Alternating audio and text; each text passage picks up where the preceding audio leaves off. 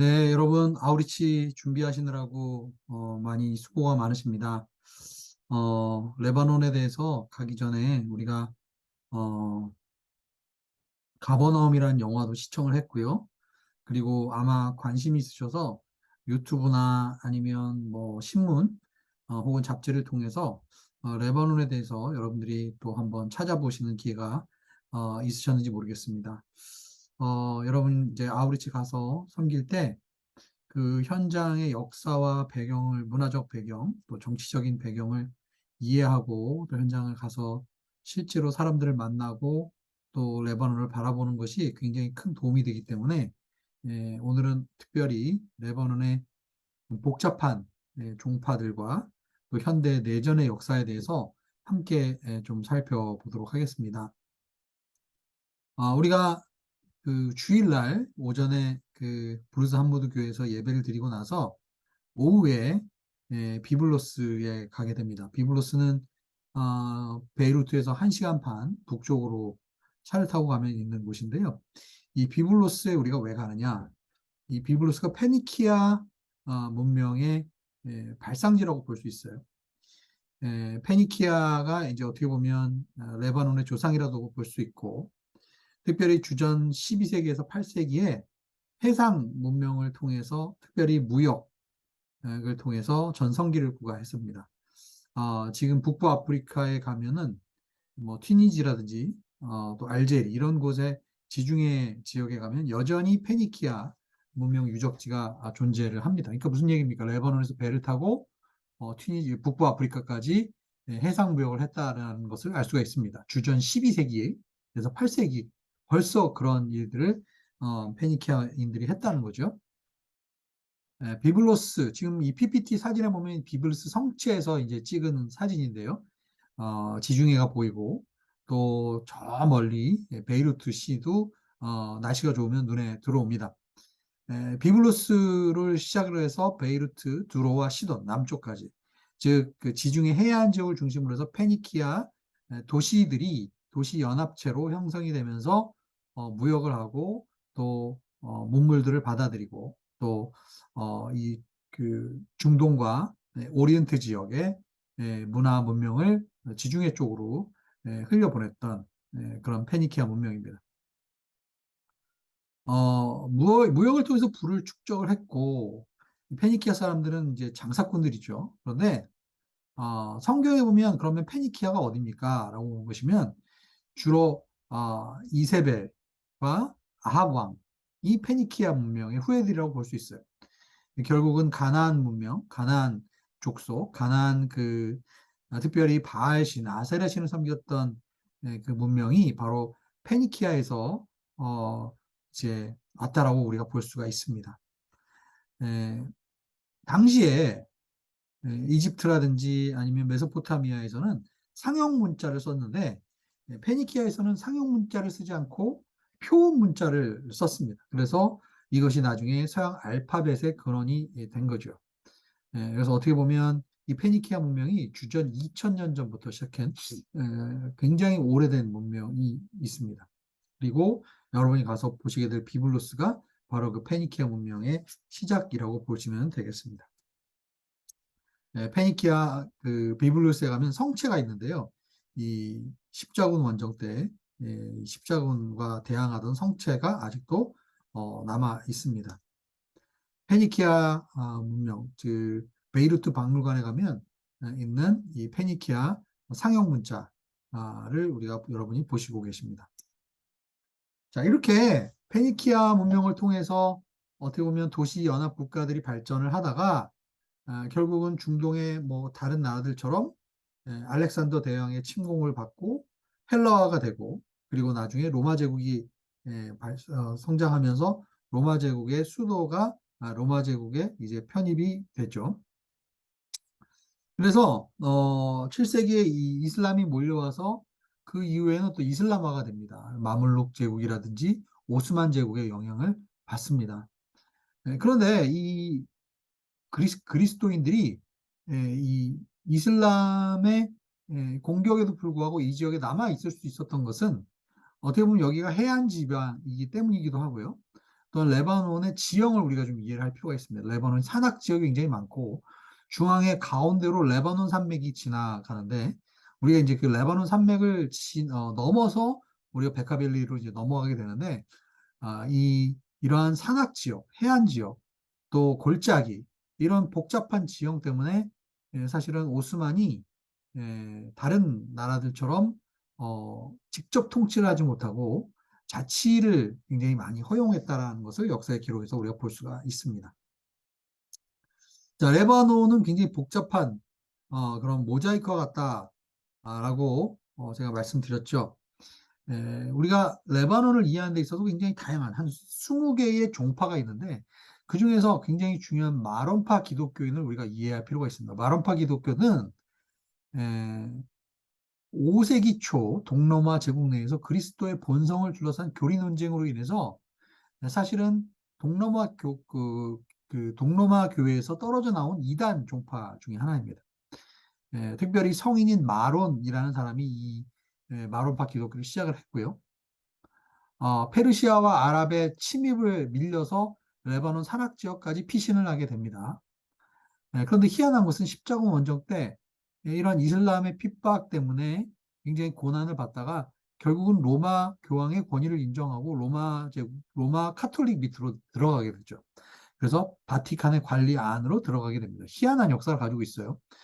현재 레바논에서 한 120만 명의 마론파 기독교인들이 있고 해외에는 더 많은 숫자가 있습니다. 400만 명의 마론파 기독교인이 있습니다.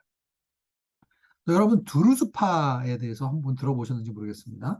이 두루즈파는 이슬람 시아파의 분파입니다.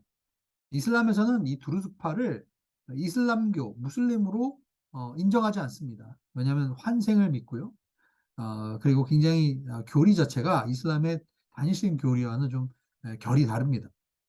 그런데 이 두루즈파가 중요한 것은 뭐냐면 이 두루즈파도 산악 지역에서 마론파 기도인처럼 이제 자신들의 세력을 형성하면서 살았는데 중세 시대에 오면서 레바논의 강력한 왕조를 이제 여러 왕조들이 거쳐가면서 그중에 드루즈파가 강력한 왕조를 배출하기도 했습니다.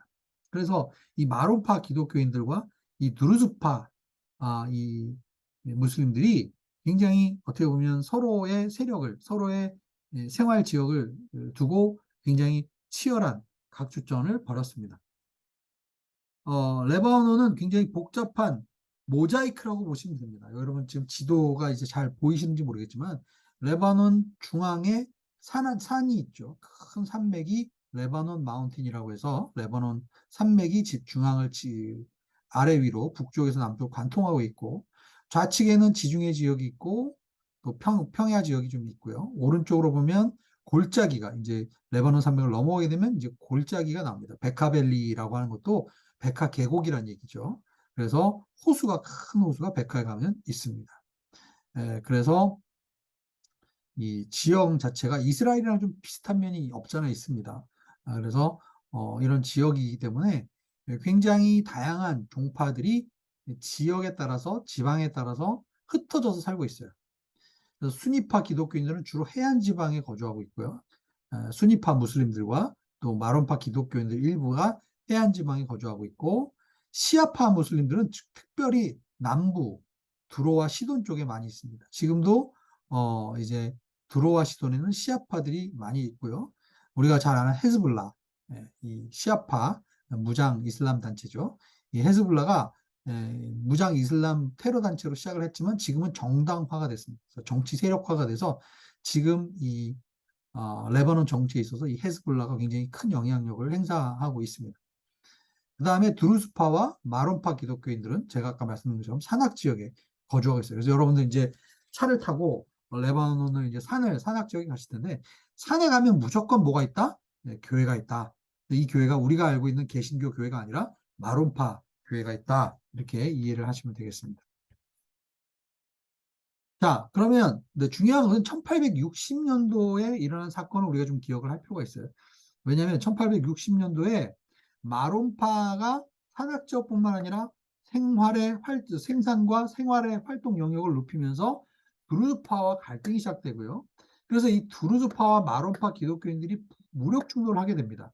그러면서 마론파 12,000명이 드루즈파에 의해서 학살을 당하게 됩니다. 우리 PPT에 보면은 어떤 아저씨 사진이 나와 있죠. 이게 나폴레옹 3세인데 당시에 이 프랑스의 황제인 나폴레옹 3세가 마론파 기독교인을 보호하기 위해서 레바논에 이제 내정에 간섭을 하고 군사적으로 개입을 하게 됩니다. 그러면서 이 1860년대 이후부터는 이 레바논 지역이 프랑스의 영향을 받게 되는데 특별히 프랑스의 비호와 도움에 의해서 마론파 기독교인들이 굉장히 특권, 자치 이것을 허용을 받습니다. 그래서 이 마론파 기독교인들이 결국은 이제 자치공화국의 설립을 후원을 받고 그 다음에 마론파 기독교인들이 프랑스와 교류하면서 유럽과 교류하면서 해외로 많이 나가게 되고 그리고 거기서 돈을 벌어들여서 경제력을 키우게 되고 또 마론파 기독교인들을 통해서 서구 선교사들이 19세기부터 레바논에 들어와서 학교와 병원을 짓습니다. 여러분 베이루트에 가면은 여러분 깜짝 놀라실 거예요. 레바논이 가난하다고 들었는데 베이루트가 왜 이렇게 화려하지? 라고 생각하실 겁니다.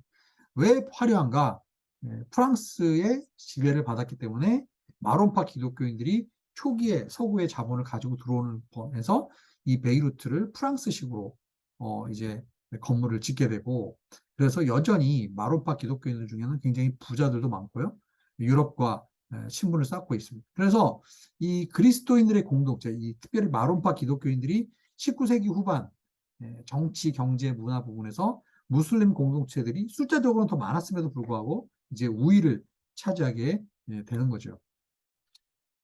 세계 제1차 대전이 끝나면서 영국이 요르단과 이집트를 통치하게 되고 프랑스가 레바논과 시리아를 통치하게 되었습니다. 오스만 제국이 해체가 되면서 오스만 때 산지 지역에만 자치를 허용했다면 이제 마론파는 항구 지역, 즉 바다 지역까지도 진출하기 위해서 현재 레바논 국 이제 영토가 확장이 됩니다. 예전에 오스만 제국에서 자치를 허용했던 지역은 주로 산악 지역이었는데 1차 대전 이후로 프랑스가 위임 통치를 하게 되면서 즉 식민 통치를 하게 되면서 현재의 레바논 영토가 이제 생기게 되고 원래 시리아 영토였던 부분들을 뺏어서 레바논에게 주게 되죠. 그래서 시리아와 레바논 사이가 굉장히 갈등이 있는 것도 바로 이런 원인이 있습니다.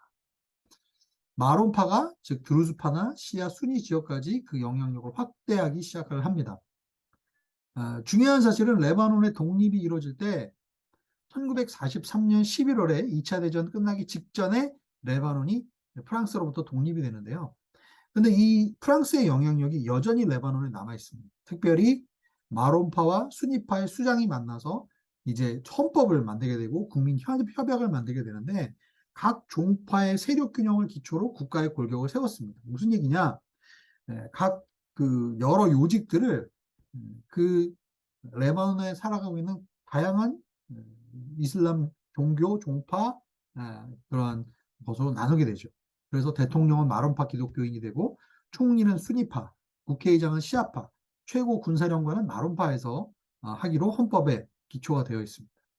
그래서 1937년인가요? 그때 인구 조사를 했을 때 가장 인구가 많았던 종파가 마론파였어요. 그렇기 때문에 대통령이 마론파가 된 거고 그 다음에 수니파, 그 다음에 시아파 이런 식으로 인구 구성이 되어 있었습니다. 문제는 뭐냐면 시간이 흐르면 흐를수록 마론파 기독교인의 인구 성장은 더딘 반면에 시아파가 아이들을 많이 낳죠. 그래서 이제 레바논에서 제일 많은 인구를 보유하고 있는 종파는 시아파입니다. 그러나 여전히 1940년대에 세워진 헌법에 의하면 마론파가 국가의 힘을 발휘하는 거죠. 그래서 지금 이 레바논에 끊임없이 정치적인 분쟁과 갈등이 일어나는 것이 바로 이 1943년에 세워진 헌법 때문에 그렇다는 것입니다. 마론파는 국가 형성될 때 행정, 군부를 요직을 차지하고 특별히 팔랑주라는 이름의 정당을 수립합니다. 팔랑주는 나중에는 군사, 자기 자체 군대를 보유할 정도로 강한 그러한 힘을 갖게 되죠. 특별히 이 팔랑주 사람들은 자신들은 아랍 사람이 아니다라고 생각합니다. 자신은 아랍, 이슬람, 무슬림의 후예가 아니다.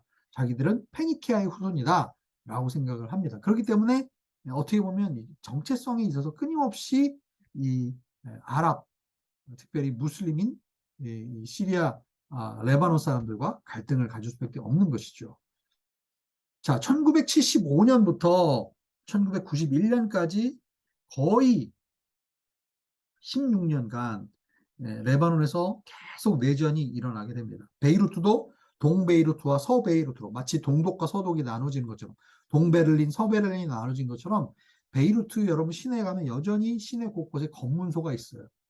서로 이 민병대끼리 감시 감독을 하는 어떻게 보면 약간 좀 긴장 상태 같은 그런 모습을 볼 수가 있는데 이스라엘에서 특별히 팔레스타인과 이스라엘이 계속 그 이스라엘 건국 이후에도 이 두 세력 간에 갈등이 있었어요. 그러나 아시다시피 1948년 1차 아랍 이스라엘 전쟁과 2차 1967년에 있었던 아랍 이스라엘 전쟁에서 아랍이 완패를 하게 되죠. 그래서 그 이스라엘 내에 있던 이 팔레스타인 이 사람들이 이스라엘에서 많은 사람들이 쫓겨나게 되고 그리고 요르단에서 무장 투쟁을 하게 됩니다. 그래서 팔레스타인 해방기구 PLO 아라파트 의장 여러분 아시죠? 이 PLO가 본부가 원래 요르단의 수도 암만에 있었는데 그런데 그쪽에서 일어난 9월의 테러 사건에 의해서 이 아라파트가 결국은 쫓겨나게 되죠. 그러면서 이 PLO 본부가 베이루트로 옮겨오게 됩니다. 그러면서 한 80여만 명의 이 팔레스타인 난민들이 피에로와 함께 이 베이루트 그리고 남쪽 두로와 시돈 쪽에 거주를 하게 돼요. 요즘에도 여러분 두로와 시돈 쪽의 여행을 제가 1월 달에 한번 갔다 온 적이 있는데요. 여전히 팔레스타인 난민촌이 이 레바논 남쪽에는 많이 아직도 남아 있습니다. 굉장히 열악한 환경. 이 시리아 난민들만큼이나 이 팔레스타인 난민들이 굉장히 열악한 환경에서 그 두로와 시돈 쪽에서 살아가고 있죠.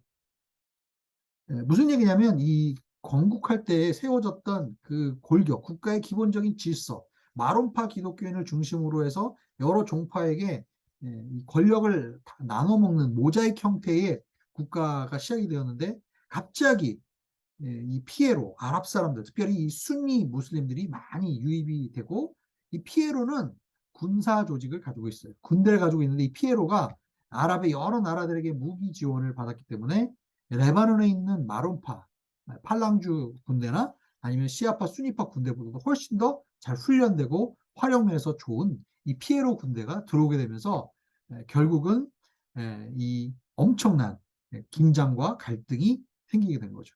원래 국가가 세워졌던 이 발판에서 이 긴장 관계가 들어가는 겁니다.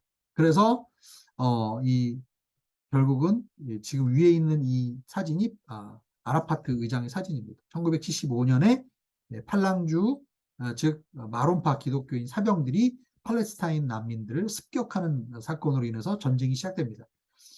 초기에는 아랍 세계의 군사 원조를 받고 조직이 갖추어진 피에로가 유리를 했죠. 팔레스타인 해방기가 유리했지만 나중에 마론파 기독교인들이 밀리게 되자 결국은 이스라엘의 원조를 요청합니다.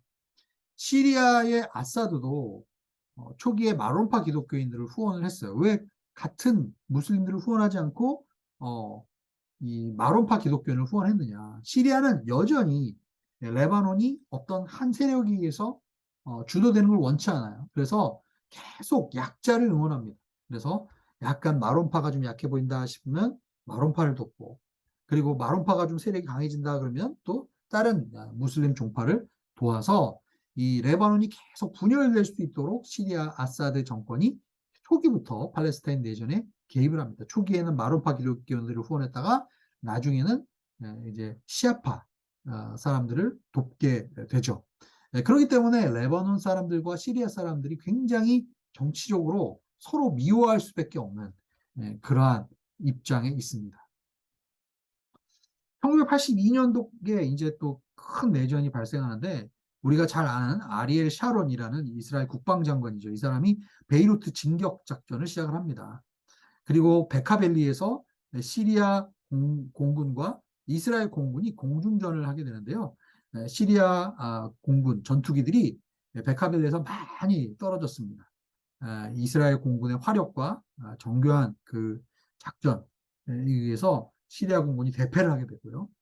그리고 1982년에 이 레바논의 대통령으로 당선되는 바시르 제마일이라는 사람이 어떻게 보면 이 팔랑주를 이끌어가는 군대 사령관이었는데 이 사람이 암살을 시리아에 의해서 당하게 됩니다. 그러면서 이 1982년도에 이 사부다랑 샤탈라라는 베이루트의 지역이 있는데 이 지역에 살고 있던 팔레스타인 난민들을 팔랑주에서 즉 말론파 기독교인들이 학살하는 사건이 일어나게 됩니다. 그런데 많은 사람들이 의심하는 것은 이스라엘이 분명히 뒤에서 도왔을 것이다. 실제로 이 학살 사건을 통해서 이스라엘 군부 내부 안에서 분열이 일어나게 됩니다. 특별히 양심 있는 이 장교들이나 병사들이 집총 거부, 전쟁을 참여하는 것을 거부하는 사건들이 초유의 사태가 일어나게 되고 많은 이스라엘 군대가 이제 군법 재판에 회부되는 그런 일들이 있었어요. 그러니까 이스라엘도 자신들의 내부를 공격하는 것에 대해서는 전쟁을 하는 것에 대해서 아무도 의의를 제기하지 않지만 이 베이루트까지 가서 내정에 간섭하고 이 시리아나 아니면 이 말론파 기독교인들이랑 싸우면서 이스라엘 내부에서도 우리가 이렇게까지 해야 되는가라는 자성이 일어나게 되고 결국은 이스라엘이 이 사건들을 계기로 해서 이제 철수를 하게 되는 그러한 일들이 일어나게 되었습니다. 자, 오늘 이 간단하게 이스라엘 안에서 이스라엘과 시리아가 레바논의 내전에 간섭하고 또 이 레바논 안에 있는 여러 다양한 종파들이 어떻게 서로 갈등하고 지금 현재 레바논이 왜 이렇게 혼란스러운가? 왜 레바논이 사람들이 위험하다고 하는가? 뭐 다른 이스라엘 다른 아랍 국가의 어떤 테러 단체나 어떤 그 IS나 아니면 다른 이 테러 단체들에 의해서 주도되는 그런 것이 아니라 레바논은 일단 정치가 불안합니다. 내각이 지금 계속 그 헌법 체제에 의해서 각 종파끼리 서로 갈등하고 서로 다투고 이런 것들이 계속적으로 이어지고 있기 때문에 특별히 정부가 거의 무정부 상태라고 해도 과언이 아닙니다. 최소한의 치안과 최소한의 국가 서비스가 유지되고 있지만은 이 종파 간의 이것 때문에 국가가 하나가 되지 못하고 경제, 정치 이 모든 면에서 지금 나라가 무너져 있는 상태입니다. 2020년도에 레바논이 모라토리움을 선포했죠. 그래서 경제도 완전히 지금 폭망한 상태고 그리고 이것을 정치력으로 수습을 하지 못하고 있어요. 마론파 기독교인들이 계속 대통령을 지금 추천하고 있지만은 그러나 시아파나 수니파에서 반대를 하고 있기 때문에 대통령은 오랫동안 대통령이 공석이 되어 있고 또한 행정력도 공백 상태가 굉장히 길어지고 있습니다. 그렇기 때문에 정부에서 어떻게 보면 레바논에 대해서 좀 경계를 해야 된다라고 얘기를 하는 것이지만 다른 아랍 국가에서 나타나는 그런 테러 양상과는 지금 전혀 다른 양상이다라는 것을 우리가 좀 이해할 필요가 있고 그리고 레바논 사람들이 시리아와 특별히 이스라엘 사람들을 왜 그렇게 미워하게 되는지 뿌리 깊은 그 뿌리를 우리가 역사의 뿌리를 이해한다면 우리가 가서 레바논을 가서 우리가 살펴보는 것들에 대해서 좀 더 안목을 갖게 되지 않을까 생각을 해보게 됩니다. 여러분 오늘 이 내용을 들어주셔서 감사드립니다.